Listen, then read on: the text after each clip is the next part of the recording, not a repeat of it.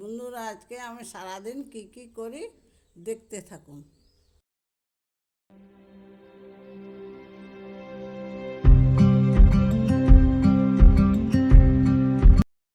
দেখুন বন্ধুরা, জবা গাছে কি সুন্দর ফুল ফুটেছে। কয়েকটা আমি তুলে নিচ্ছি পুজোর জন্য। আজকে আমি ছোট মাছ দিয়ে পুঁই শাক দিয়ে রান্না করব চচ্চড়ি। রান্না করার জন্য আমি আজকে পুঁই শাক আলু কেটে নিলাম সেইগুলাকে আমি ধুয়ে উঠিয়ে রাখুন।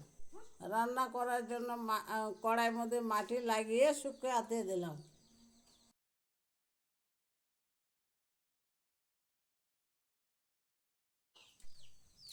রান্না করার জন্য খড়ি কিছুটা শুকিয়ে নিলাম। এবার রান্না করার জন্য কি করি আপনারা দেখতে থাকুন।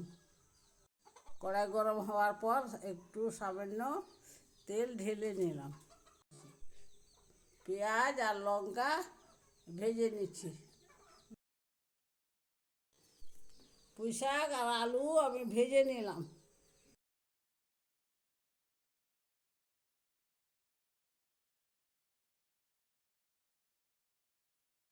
সামান্য একটু হলুদ আর লবণ দিয়ে দিলাম।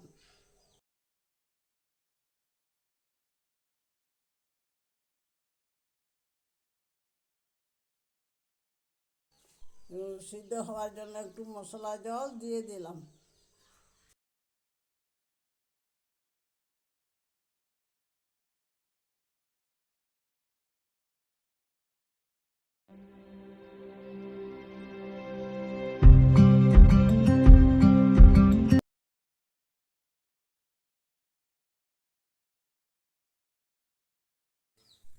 পুঁই শাক সিদ্ধ হয়ে গেছে, মাছটা দিলাম। মাছটা দিয়ে শুকনো শুকনো করে নেড়ে চেড়ে নামাই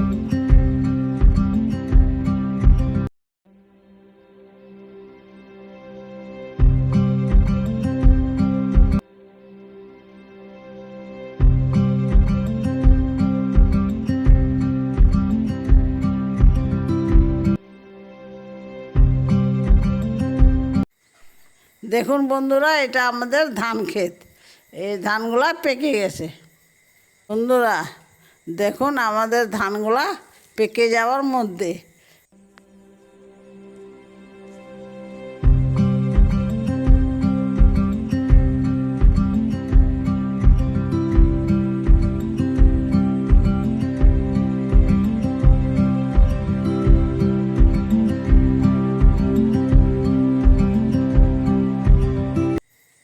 বন্ধুরা দেখুন, ঝড় বৃষ্টি হয়েছিল তো ধানগুলা পড়ে গেছে।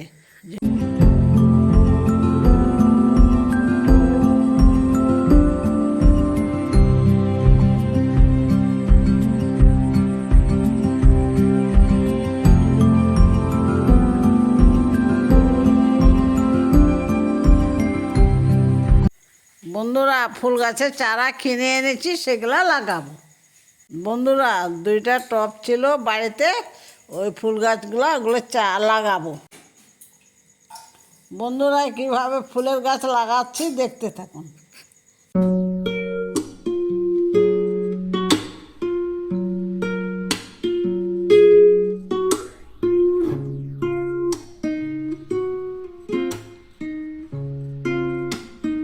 গাছ লাগানো আমার হয়ে গেছে। বন্ধুরা দেখুন, এটা আমাদের বেগুন, টমেটো, লঙ্কা বাগান।